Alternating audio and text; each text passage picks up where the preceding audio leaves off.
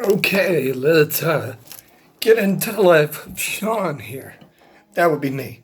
I've never really done this, so I'm gonna do it now. Kind of little bit about me, a little bit about why I feel like I'm called to do this.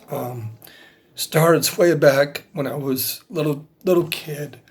Um, Growing up north. I'm not gonna mention a lot of names. Not gonna get into that. But grew up different than everybody else. Obviously, I have a different voice. Probably not a great speaking voice, but I don't really care. I just do what I'm told to do by God that I believe in. So I'm going to give it to you. And maybe it'll help you, maybe it won't. But at a very young age, I was an incontrollable child. Didn't sleep. Probably didn't eat a whole lot either, don't remember. But I remember I used to, in the middle of the night, I would leave my bedroom and just go all over the place, sleepwalk, run around, try to get out. So back then, the doctors advised the people around me to keep me in the bed. So I was pretty much tied down in the bed or couldn't get out. So I didn't hurt myself, but whatever. Ended up getting out and found myself on top of a refrigerator eating a banana. True story, but it's how it started. So I began to get a little bit older and I'd play. Well, the minute I got outside, I'd take off. Dangerous, busy streets, I'd take off. And so they keep me in the yard when I played, and that little thing tied to me, and they used to have it hooked to me in a little thing, like a clothesline, and I'd be tied to it with a hook, wire, chain, whatever, and I could run around the yard with that, would tie it to me. So that was pretty cool, I guess. And then I seen a dog digging out one day underneath the fence. I said, man, if I ever get this thing off me when they're not looking, I'm gone, man. I'm gone. So one day I did, and then they found me, long story short, they found me down the road talking to some old dude. We just talked for hours about nothing, man. Just old guy talking to a young kid, and I loved it. And so it started then. I went to school, and things got even worse. I was different. Didn't talk the way other people talked. Didn't learn the way other people learned. Labeled with this voice labeled. So they gave me Ritalin to calm me down. I was hyperactive and I was ADD and I was all that stuff. So they gave me this Ritalin. Well, it affected my nervous system, or I don't know, something did, because you could tell I had this. So when I was called to preach, I'm fast forwarding later in life, after I made all these mistakes in my life, I wrecked cars and I drank a lot and I hurt my body and I almost died a bunch of times and made all the wrong decisions, shot and stabbed, and all these terrible stories and life things that I did. I ran into a nowhere zone and felt like I was losing myself and gonna lose everything else. So I turned to God and the church. I knew about God because my parents taught me about God, but they left it up to me. So I decided I was going to join this church, fix it all up, man, right? Fix it all up. So I joined this church and went in there skeptic. And, 3 years later, at the age of 33, I was a full blown minister of the gospel, ordained and master's degree and all that stuff, doing the work of the gospel, preaching to the young people. I was going to be that. That's what I was going to do. Did it for 15 years, huh? I mean, this church, that church, they'd moved me here. We'd moved there. Stress on the family, stress on the kids, stress on me. It just built up, and you had to be there for the people, but you had to be there for the kids, and the kids were always wrong, and the adults were always right, and, it just got, you know how it is. It just got hectic, and then I left and went through a divorce and got out of it. Didn't have my head in it. Didn't feel like I needed to be in a pulpit in that condition, so I didn't.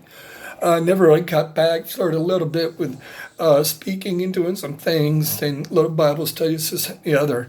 And then it comes to now, where I've made all the mistakes and I've done all the things that have led me to this point, and led me to this message that I want to give you. Very first, I don't know why it's a first, but it is.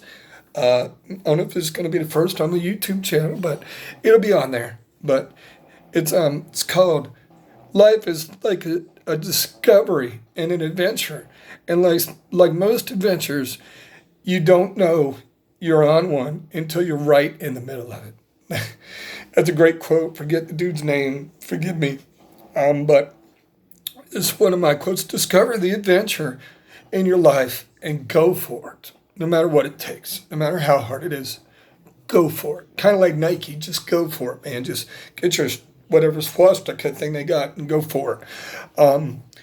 It doesn't matter what your discovery is or what you discover it's about.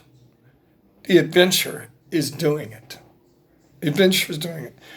What does discovery mean? It's a process of finding information, a place or an object, especially for the first time, or the first thing that is found. What's an adventure? An adventure is, as a noun, it is unusual and exciting, typically hazardous experience or activity. As a verb, an activity, an event, it could be a sport, whatever it is. But as a verb, it means this, like this. Engage in hazardous and exciting activity, especially the exploration of unknown territory.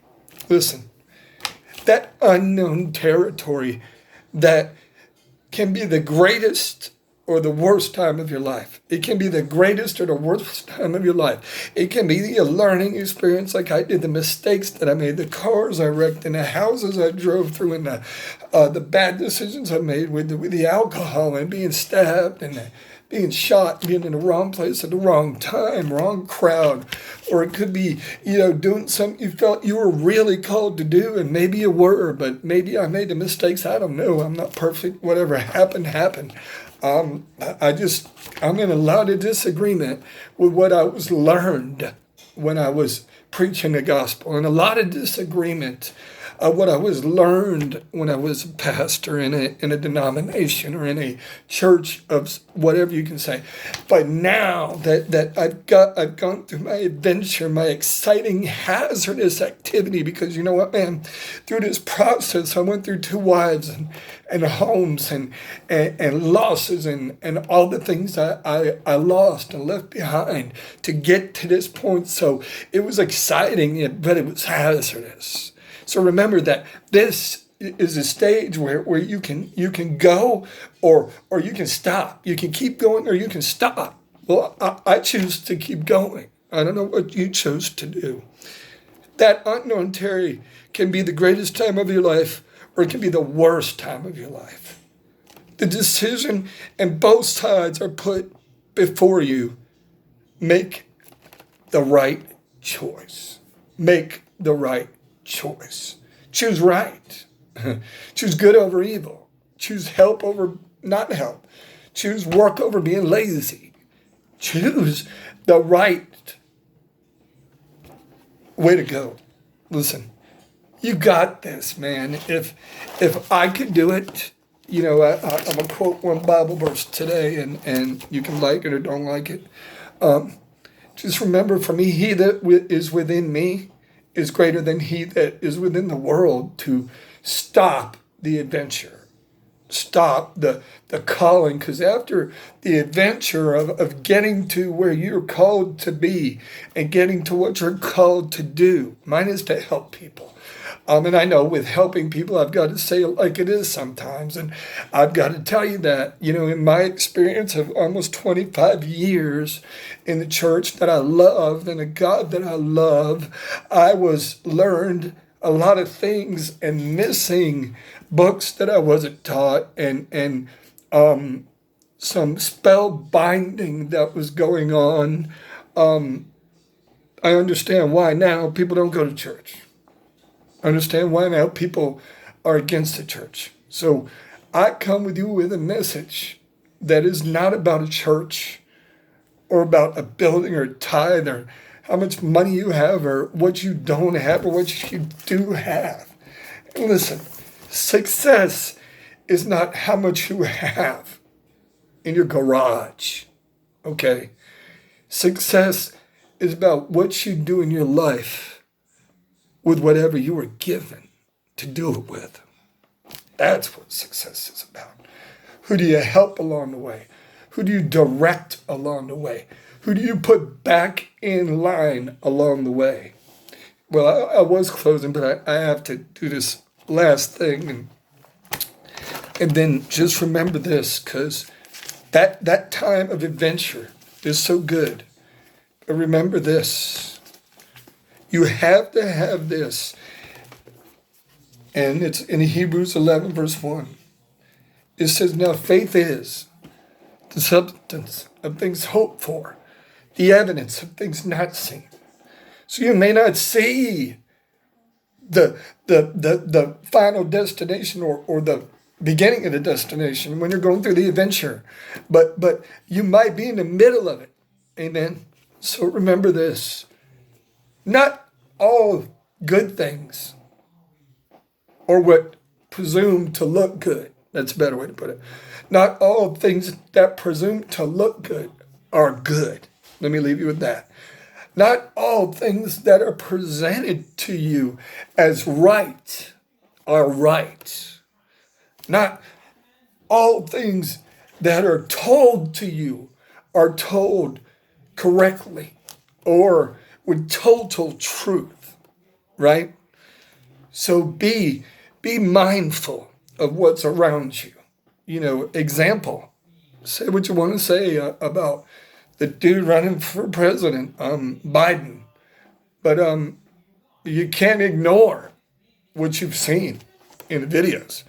You can't ignore the ridiculous man that he is. But yet, he's running for president. Wow. Do we really think? Do we really pray? Do we really get with God? Or do we just listen to what they say? You say, well, who are they? You know who they are, man. You know who they are. Bible talks about them, the elite, the money makers, the Bill Gates, I'll say it, the Elon Musk, all those dudes, man, Dana White's, all those dudes. Oh, you like them? That's fine. I like them. I don't care. Doesn't mean I don't like them. I'm just telling you. These are the people that run the show. All right? And there's people I don't even know about. I'm just saying dudes are probably people way higher than that. But what you need to understand is you can't fix them, but you can fix you. Right? You can fix you. You can do the right thing. You can say the right thing, do the right thing. So that's what I wanted to share with you today. That adventure of making those mistakes, of falling and getting back up. And listen, scars are great testimonies, right? Every testimony has to go through a test to be a testimony. So be a testimony. Help somebody. You know, I tell my wonderful girlfriend, Darby, man, your life experience is what's going to help so many women. It's going to set them free of bondages. Your words, your wisdom, your knowledge, your experience. That's an adventure, man. That's an adventure. Find that adventure in your life. Find that calling. Or, you know, we talked about a change of direction last time. This time it's a little different. Maybe that's what you need to do, right? Change of direction. Get on the right path. Get on the adventure, man. Listen, it's been great talking to you. I hope you have an awesome week. The only reason I got to do this video was because I was off today. But you have a blessed week. This is Sean. Talk to you soon.